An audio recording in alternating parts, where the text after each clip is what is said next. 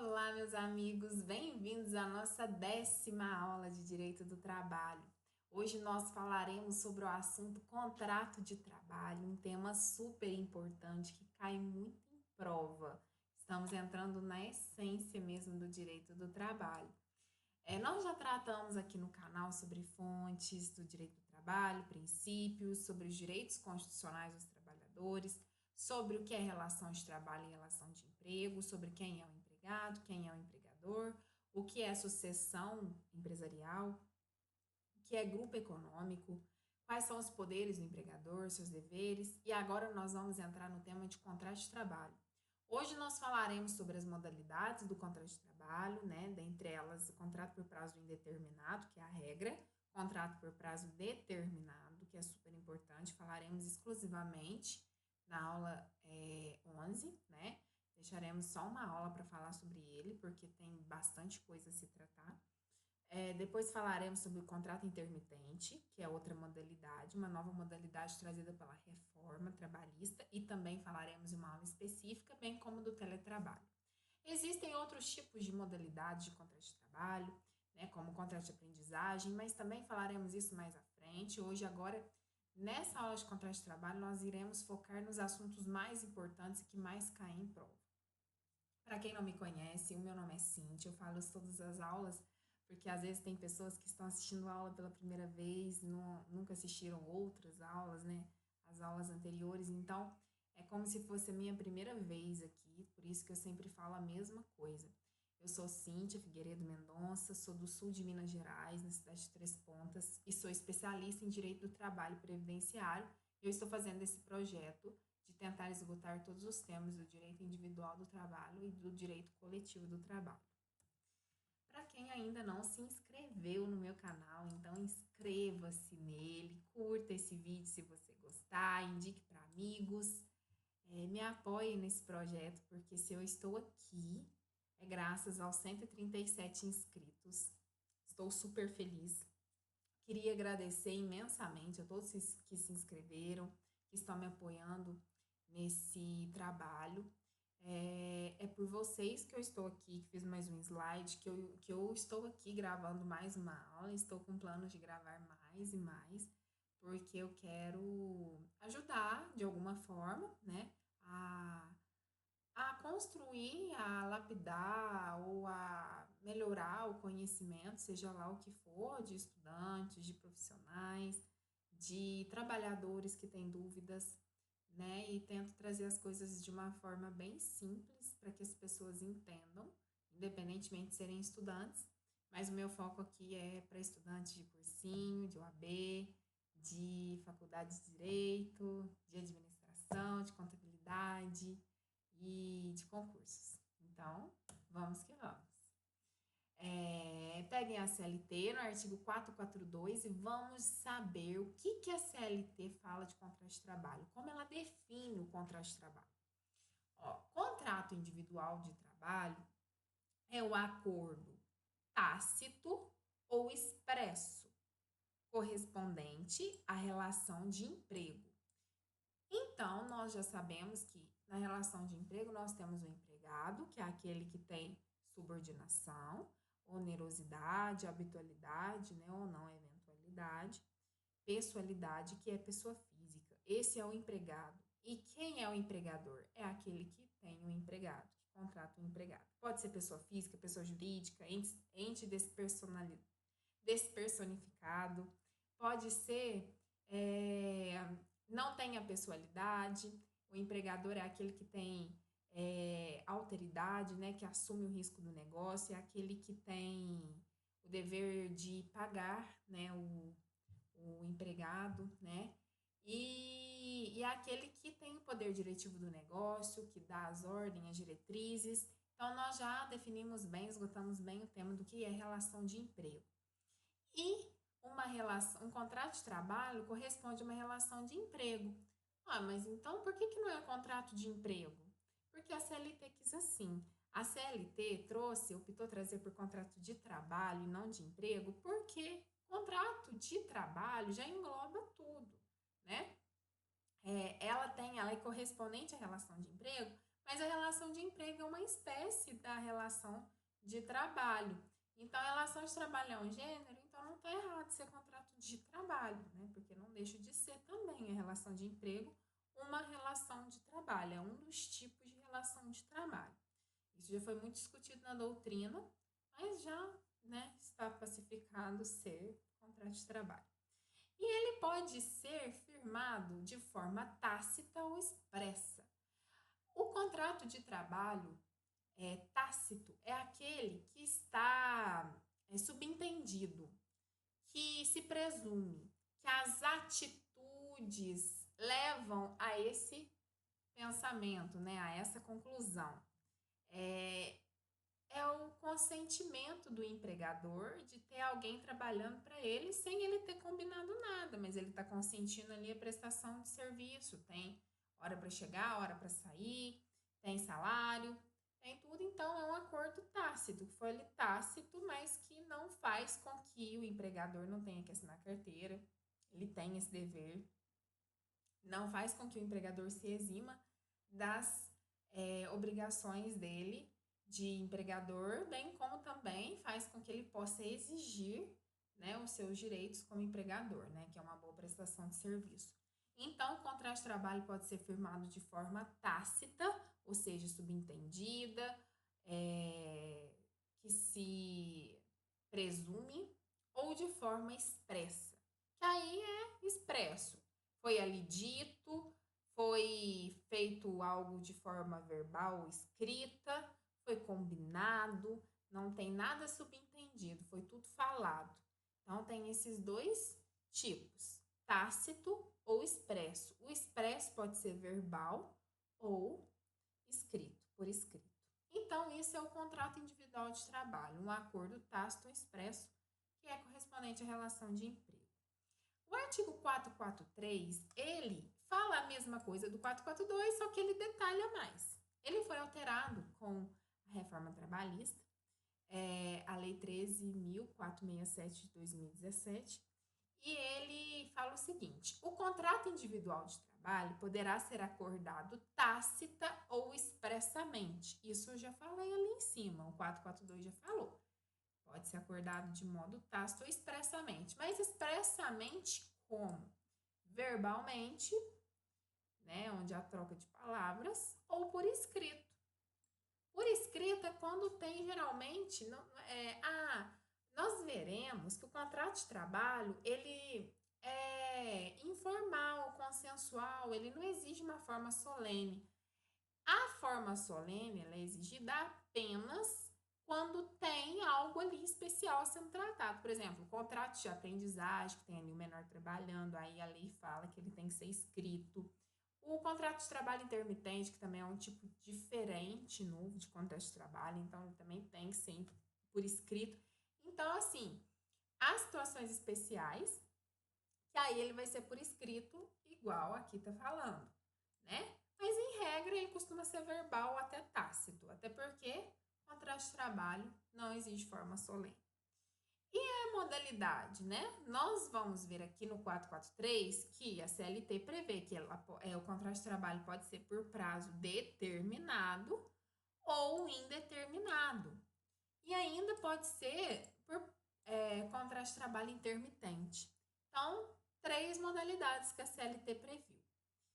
Nós conheceremos de uma a uma, além do teletrabalho, tá? Que foi uma modalidade bem modificada, agora a CLT traz de forma mais detalhada como é o trabalho remoto, né? O trabalho fora das dependências do empregador. Então, isso que fala, esses 2 artigos super importantes, nós voltaremos nesses artigos ao longo da aula, mas para introduzir, nós já sabemos que o contrato de trabalho ele pode ser configurado, acordado de modo tácito ou expresso. O expresso pode ser verbal ou por escrito, além da modalidade poder ser por prazo indeterminado, que é a regra, pelo princípio da continuidade da relação de emprego, ou por prazo determinado, ou por trabalho intermitente. O trabalho intermitente, igual eu falei, assim como de aprendizado, ele tem que ser por escrito. Como ele é um tipo de contrato de trabalho diferente, ele tem que ser por escrito. não pode firmar um contrato de trabalho intermitente de forma verbal e muito menos tácita, tá? O contrato de trabalho intermitente, nós teremos uma aula específica, mas para adiantar, ele é um tipo de contrato de trabalho que tem alternâncias entre a atividade e a inatividade. Enquanto o trabalhador está ali trabalhando, prestando serviço, o contrato de trabalho dele está ativo. Mas quando ele não está trabalhando, prestando serviço, o contrato dele está inativo. Então, pode ser que ele passe um mês sem ser convocado pelo empregador. O empregador é quem convoca o empregado por um prazo de 3 dias antes da prestação de emprego. Ó, a prestação de trabalho ali, eu preciso que o empregado trabalhe para mim no sábado. Então, eu tenho que convocar o meu empregado intermitente até na quarta, né? 3 dias antes, quarta, quinta, sexta, para ele estar aqui no sábado. E aí, o meu empregado, a partir da convocação, ele tem um dia útil para me dar a resposta, se ele vem ou se ele não vem. Ele não vir para mim não vai fazer com que seja desconfigurado o trabalho intermitente, nada disso. Ele tem todo o direito de falar, não vou, até porque ele pode ter outros empregos. Então, nós vamos saber a fundo depois o que é esse contrato de trabalho intermitente, mas é uma modalidade diferente que tem alternâncias entre atividade e inatividade do contrato de trabalho, e isso é bem diferente do contrato de trabalho comum, né, por prazo indeterminado ou determinado, que a pessoa tá ali trabalhando, tá ganhando, e se ela tá em casa, ela também tá ganhando. O contrato dela tá ativo, não inativo com ela indo para casa, porque no dia seguinte ela vai voltar ao trabalho dela, ao emprego dela. Então, essa é a grande diferença do contrato de trabalho intermitente. Então, vamos saber quais são as características do contrato de trabalho. Ele é de direito privado, né? O contrato de trabalho é um contrato de direito privado. Ele é sinalagmático ou bilateral, ou seja, ambas as partes têm direitos e obrigações umas com as outras. Ele é consensual e formal, como eu disse, né? Ele não exige forma solene em regra. Ele é intuito personae, ou seja, né? É até uma das características, né, um dos elementos fáticos jurídicos da relação de emprego. A pessoalidade do empregado, tá? Tem que ser aquele empregado que firmou o contrato para ir lá prestar serviço. Não pode o empregado se fazer substituir por outro. Ele é de trato sucessivo, ou seja, as obrigações vão se renovando a cada dia, mês a mês. Eu trabalho, recebo, trabalho, recebo, trabalho, recebo. Ele é de débito permanente, sempre vai estar ali se renovando a obrigação. Ele é um contrato de atividade, o empregado ele se compromete a trabalhar, prestar serviço, a laborar. Ele não se compromete a dar algum resultado para o empregado, para o empregador, para o patrão. Ele se compromete a trabalhar, está ali prestando serviço, independentemente dos resultados, de ter lucro ou prejuízo, ele vai estar ali trabalhando e vai receber o salário dele. Além dele ser também oneroso, uma vez que a relação de emprego, um dos elementos fáticos jurídicos é a onerosidade. Então, deve haver ali uma contraprestação pelo trabalho ali prestado. Então, agora vamos saber, detalhar cada uma dessas características que eu falei. Eu falei por cima o que é cada uma, mas agora a gente vai falar de uma em uma bem detalhado. Ó, o que é ser um contrato de direito privado? É quando a prestação de serviços ela é regida pelo direito privado, tudo bem até aí, né? Ou seja, então, aquilo que é regido pelo direito privado é aquilo que as partes têm autonomias, elas estão em pé de igualdade. Só que essa autonomia é limitada, porque o empregado, nós vimos no princípio da indisponibilidade da relação de emprego, o empregado ele não pode abrir mão dos seus direitos. Não pode o empregado, o empregador, que está ali tendo autonomia para firmar o contrato de trabalho, eles combinarem que o empregado vai ficar sem 13º, por exemplo. Não, essa autonomia das partes existe, mas ela é limitada. Por quê? Porque os direitos do trabalhador, eles são indisponíveis, ele não pode se dispor, abrir mão desses direitos, tá? Por isso que, embora seja um contrato de trabalho de natureza privada, né, o contrato de trabalho tem a natureza de direito privado, pela autonomia das partes. Essa autonomia ela é limitada porque direito trabalhista ele é indisponível e inegociável. Ainda quando o Estado é o empregador, e existe hipóteses, por exemplo, o Estado ele tem, por exemplo, a Caixa Econômica Federal, né, 100% do governo, e na Caixa Econômica Federal os empregados eles são públicos. Na Caixa, até tem uma aula sobre agentes públicos aqui no canal, explicando quem é quem são os agentes políticos, quem são os agentes administrativos, os agentes honoríficos. E aí, dentro dos agentes administrativos, nós temos 3 tipos de agentes. Nós temos os servidores públicos em sentido estrito, temos que é o estatutário, temos o empregado público e aquele que exerce função pública, que é o empregado contratado pela administração pública devido a alguma necessidade temporária, um serviço extraordinário. O empregado público, ele é seletista, enquanto o servidor público em sentido estrito, ele é estatutário. Então, nessa aula eu expliquei que o servidor público, ele é regido pela lei ali do estatuto e pronto, né? Agora, o empregado público, ele é regido pela CLT. E mesmo assim, ó, o empregador dele, o empregado público, tem como empregador o Estado. E nós vamos ver um dia aqui numa aula, mas você também deve saber que o Estado, em regra, ele tem uma supremacia. Porque o Estado, ele trata de interesse público. Então, geralmente, o Estado tem prerrogativas especiais sobre o particular. Tanto é que o Estado ele pode desapropriar alguma propriedade privada se tiver algum interesse público ali envolvido. Então, em regra, até na licitação também, né, o Estado ele tem prerrogativas por tratar de algo público, do interesse de todos, né? Então, em prol de um só, então ele está acima. Só que quando se trata de contrato de trabalho, o Estado como empregador com o empregado público, eles estão em pé de igualdade. Mesmo quando o empregador é o Estado, geralmente o Estado está acima do particular, no caso de contrato de trabalho, o Estado está no mesmo patamar do empregado. Tem autonomia das partes, porém é limitado. O empregado público também não pode abrir mão de seus direitos porque é o Estado. E é isso que fala esse outro tópico. Ainda quando o Estado é o empregador, ou seja, os empregados públicos regidos pela CLT, que são aqueles empregados da Caixa, do Correio, do Banco do Brasil, da Petrobras. Então, ainda quando o Estado é empregador, permanece a condição privada dos contratos de trabalho. O contrato não vira público. O contrato continua sendo de direito privado, uma vez que o Estado figura como empregador sem as prerrogativas especiais que geralmente o Estado tem quando vai firmar contrato de licitação, né?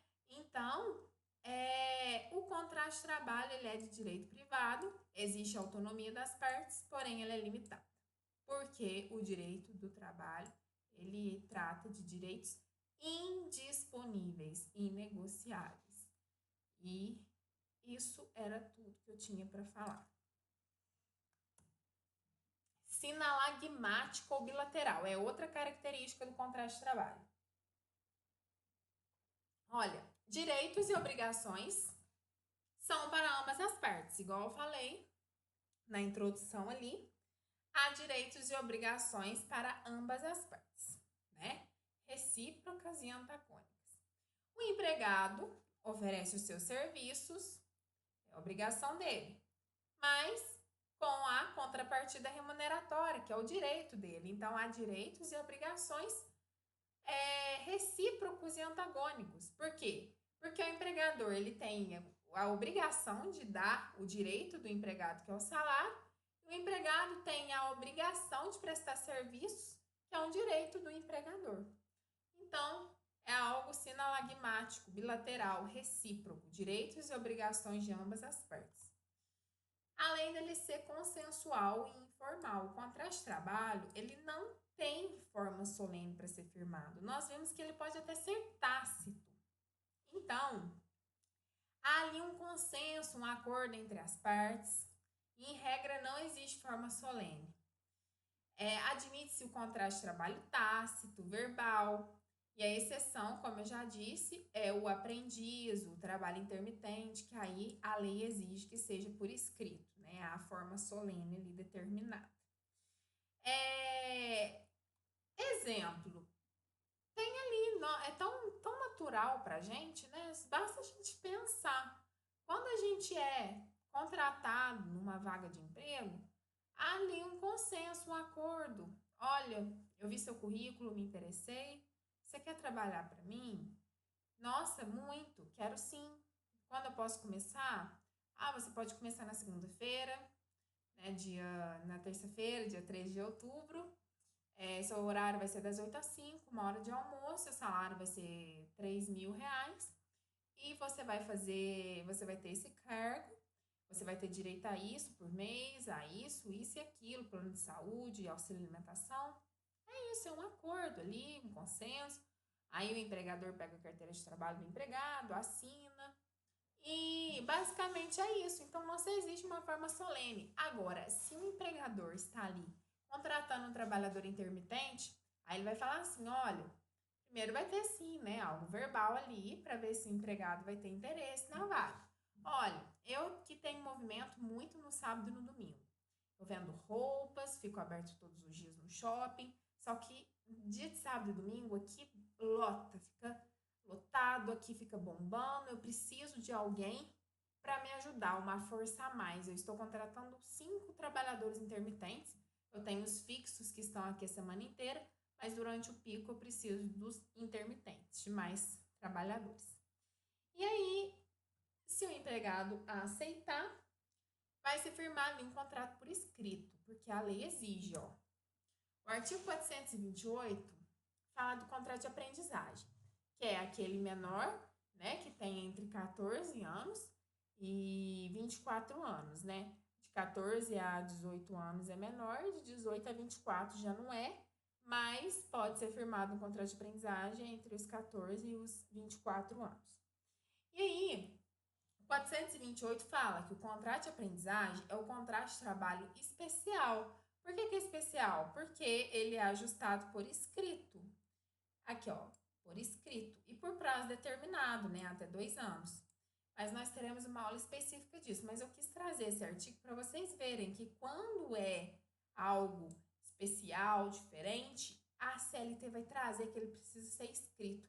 Se ela não falar nada, pode ser tácito ou verbal, tá? Ou escrito também, mas em regra não se exige que seja escrito, porque não se exige forma solene. E o 452, ó, vai falar do intermitente, ó.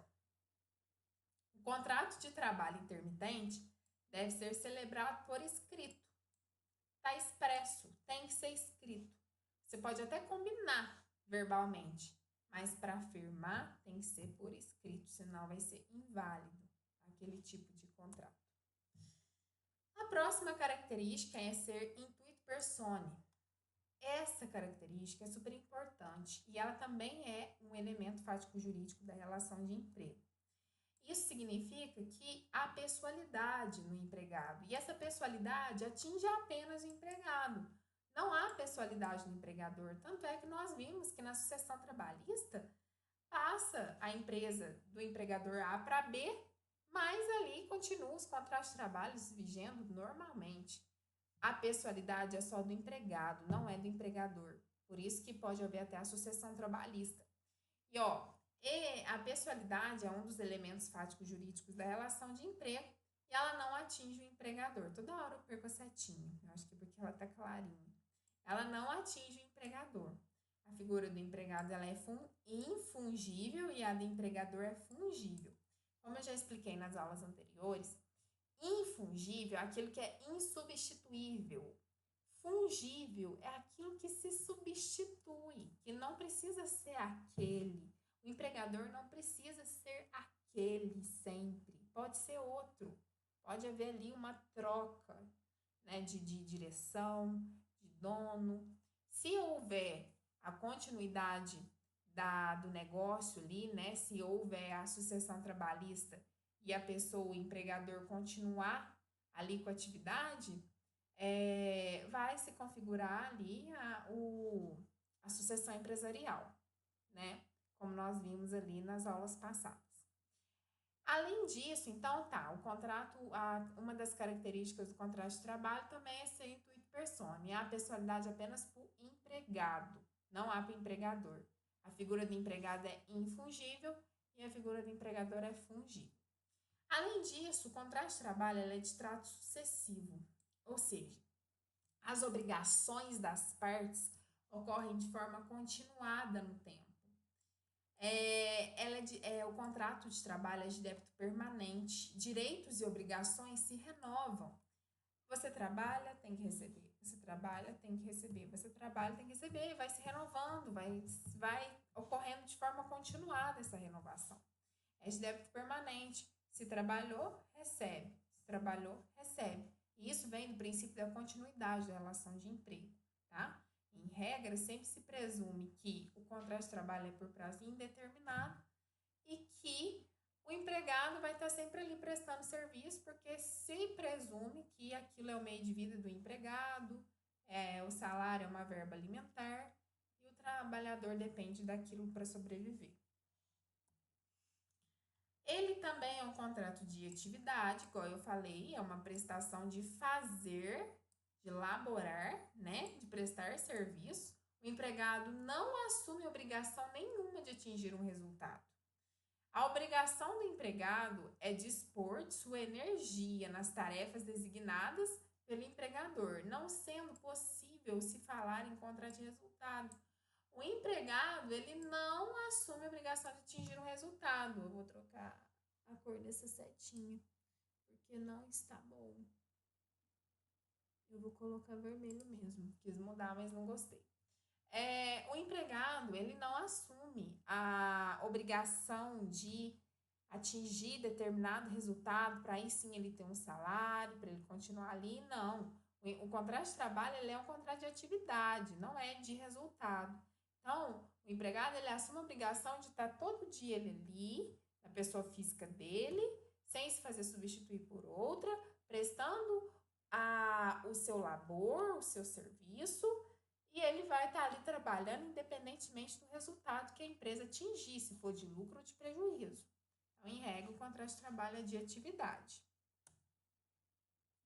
E, por fim, onerosidade. É a última característica e é um tipo de característica que também é um elemento fático jurídico, que nós vimos que é subordinação, onerosidade, habitualidade, pessoalidade, pessoa física. Então, onerosidade é um elemento fático jurídico da relação de emprego. E também é uma característica do contrato de trabalho, ele é sempre oneroso. Se não houver a contraprestação pecuniária, não será relação de emprego, aí vai ser uma relação de trabalho, trabalho voluntário. E se há a intenção de receber o salário, que é um animus contraente do empregado, configura-se a onerosidade. Por que eu estou falando isso? Nas aulas anteriores, eu também expliquei, quando eu fui falar de onerosidade, que o que importava era o animus contraente do empregado. Se ali, na hora de firmar a relação de emprego, ali, de configurar a relação de emprego e firmar o contrato de trabalho, houve um combinado ali, um acordo de qual seria o salário, e aí de hora o empregador não paga salário nenhum, a falta de salário, de pagamento, não vai tirar a onerosidade do contrato de trabalho, porque ali na hora de firmar o contrato houve um animus contraente. O empregado ali está firmando aquele contrato porque ele precisa do salário, ele precisa da contraprestação. Então, a onerosidade ela não é afastada se o empregador não cumprir sua parte do acordo. Ela vai estar ali configurada da mesma forma. Não há onerosidade apenas no trabalho voluntário, que aí ali antes mesmo de começar o trabalho, já é uma relação de trabalho mesmo, o empregado, né, o trabalhador, né, não é empregado, o trabalhador fala, olha, eu já trabalho durante o dia no meu emprego, aqui, por exemplo, num orfanato, eu quero prestar meus serviços, mas sem ganhar nada em troca. Eu estou fazendo por gosto, eu quero fazer algo diferente, aí é um trabalho voluntário. não tem um contrato de trabalho, não tem uma relação de emprego, não tem onerosidade, é opção ali, a coisa acordada. Nós teremos uma aula específica de trabalho voluntário, mas uma vez que na hora de firmar o contrato de trabalho houve aquele ânimos contraente, aquela intenção de uma contraprestação, a falta de pagamento não vai afastar a onerosidade do contrato de trabalho, a obrigação do empregado de cumprir com a sua parte do contrato. Então, vamos repetir as características do contrato de trabalho. Ele é um contrato de direito privado, ele é sinalagmático, bilateral, ele é consensual, informal, ele é intuito personae, a pessoalidade do empregado, diferente do empregador, que não é, ele pode se fazer substituir por outro. Ele é de trato sucessivo, de débito permanente, as obrigações estão se renovando de forma continuada. Ele é um contrato de atividade, o empregado assume a obrigação, o dever de trabalhar e não de atingir um resultado. E ele é oneroso, ou seja, há ali uma contraprestação. Agora nós vamos dar uma pausa para o vídeo não ficar tão extenso. E aí entraremos na parte 2 do vídeo em elementos de validade do contrato de trabalho. Então, espero você no próximo vídeo. Até daqui a pouco. Tchau!